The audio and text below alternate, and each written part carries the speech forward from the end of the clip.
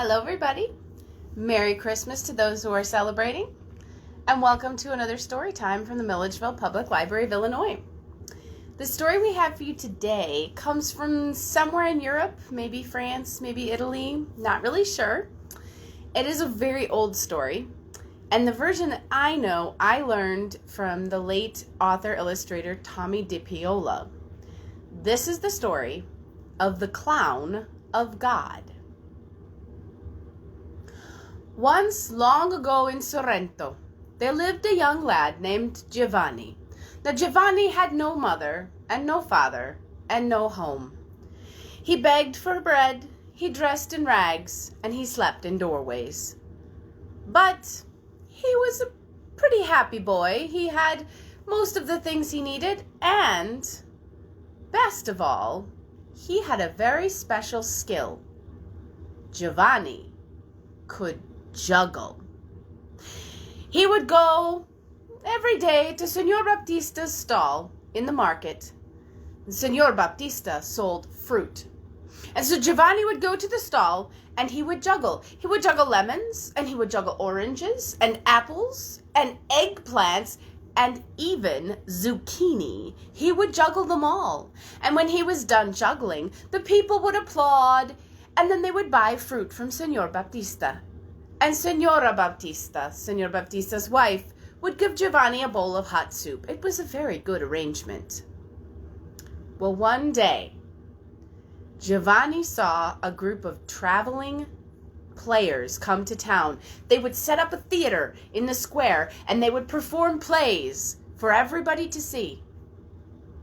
Well, Giovanni watched as Arlecchino and Colombina danced and sang in their beautiful dresses and told their beautiful stories, and he decided that was the life for him.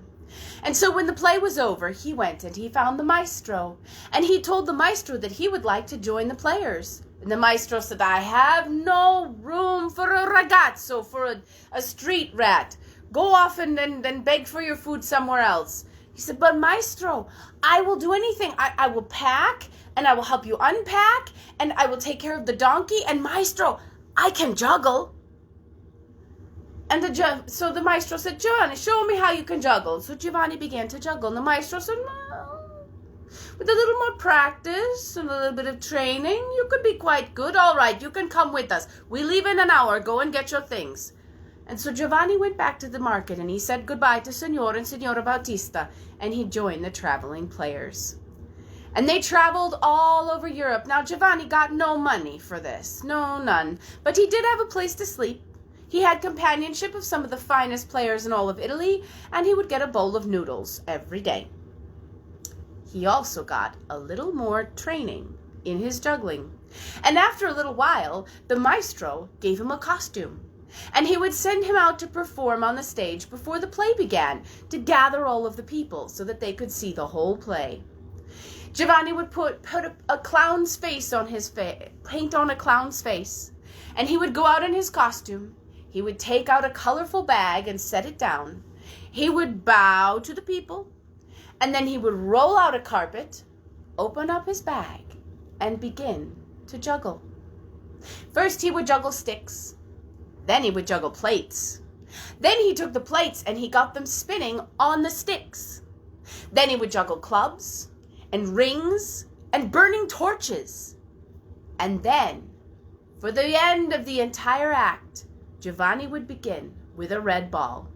And he would toss it up in the air. And then he would pick up an orange ball and he would add that to the group. And then a yellow ball, and then a green ball, and a blue ball, and a violet ball. And finally, Giovanni would say, when all of those balls were soaring through the air like a colorful rainbow, he would say, "And now for the sun in the heavens." And he would pick up a shining golden ball, and he would start to throw that with all of the other balls. And the golden sun in the heavens would fly higher and higher and faster and faster. And all of the people would applaud and cheer and smile and laugh and clap for joy. Well, after a while of traveling with the traveling troupe, Giovanni became very famous on his own, and he said goodbye to the traveling players, and he set out to go on his own travels and juggle for all of the people. His costume became more beautiful over the years as he juggled. He juggled once for a duke and once for a prince. But he would travel from city to city, juggling for whoever wanted to see him. His costume became more beautiful, yes, but he always kept the face of a clown. One day, as Giovanni was on his way traveling, he was sitting by the road, eating a lunch of bread and cheese, and a couple of little brothers came by. Now, these were monks who followed the teachings of a man named Francis. And they would go to town to town to town, telling people about the joy of God and the wonderful things that God was doing in the world, and begging for their suppers. And so when they saw Giovanni sitting there beside the road, they said, "Oh, good juggler, could we join you, perhaps for some lunch?" And he said, "Well, of course, little brothers, come and sit down, please. There is plenty for all." And as they sat there, they told Giovanni about all of their travels, telling people of the joy of God and the wonderful things he was doing in the world. And they said, our founder, Francis, he has told us that everything sings of the glory of God. The rocks, the trees, the skies, the people, the birds, the animals. Why, even your juggling tells of the glory of God. And Giovanni said, "Well, I don't know about that. I just juggle to make people laugh and applaud."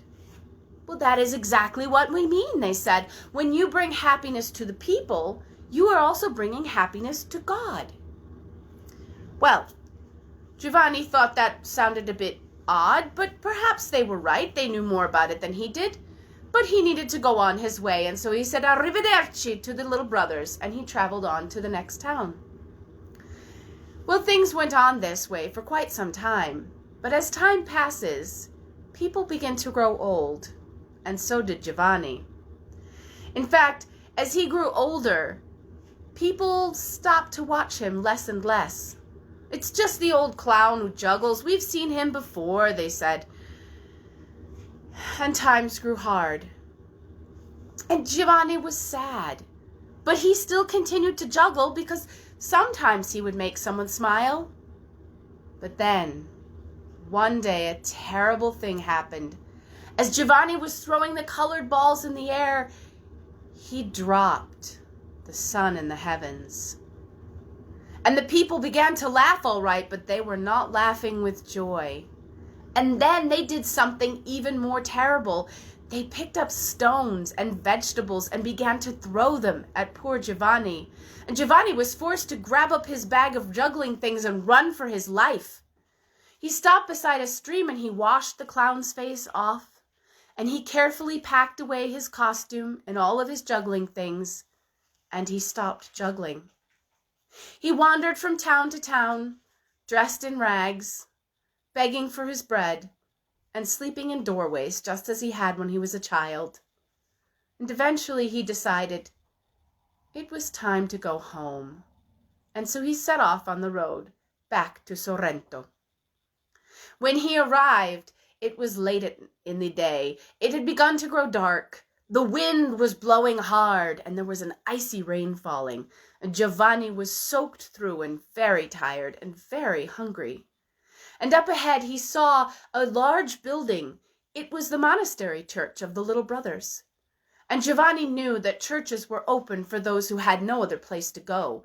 And so he crept into the church and he found a quiet, dark corner and he curled up and he fell asleep.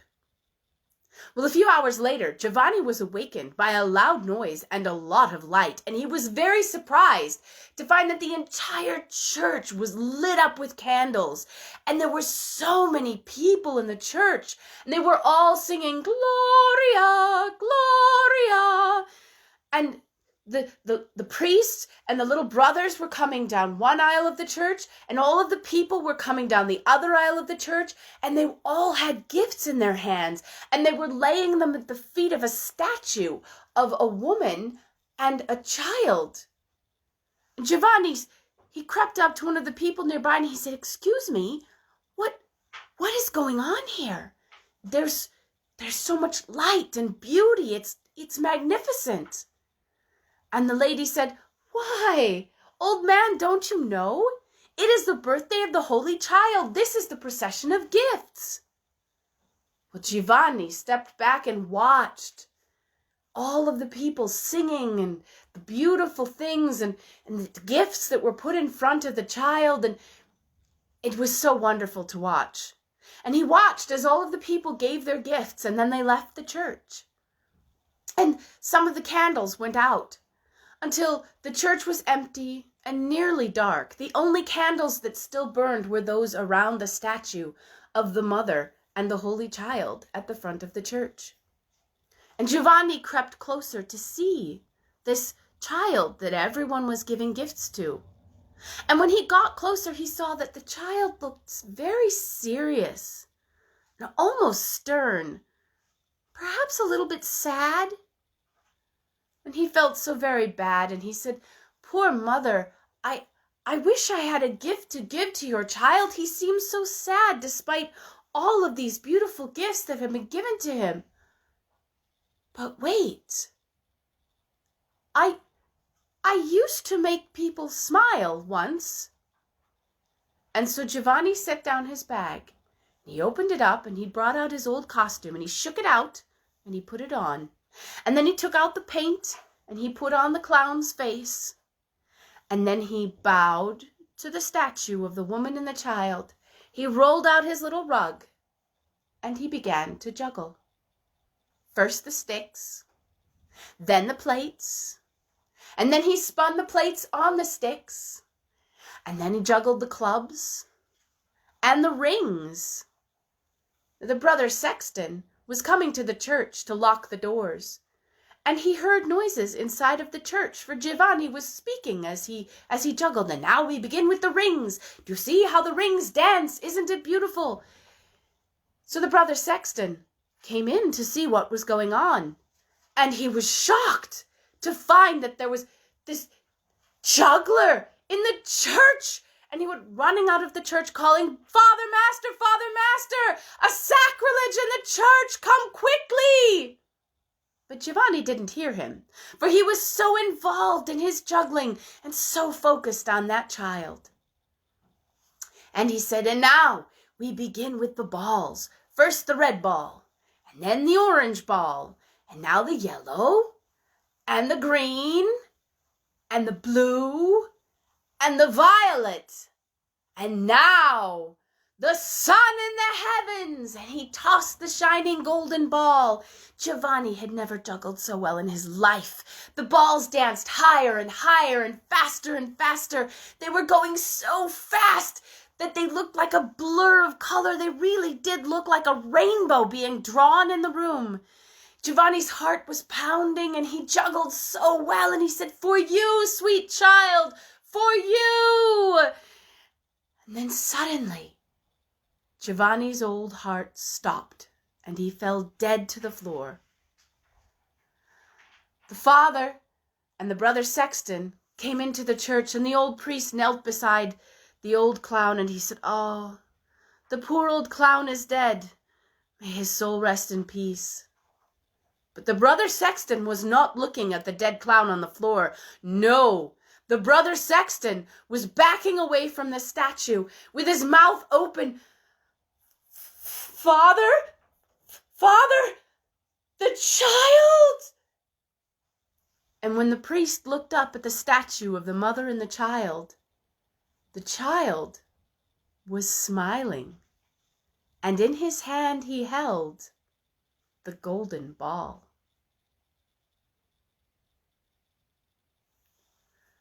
And that is the story of the Clown of God from Europe, as told by Tomie de Paola. I hope you enjoyed it, and I hope you will join us again on Wednesday at 3 p.m. Central Time, when we will have another story from somewhere around the world, here from the Milledgeville Public Library of Illinois. Have a great Christmas, everyone. Bye.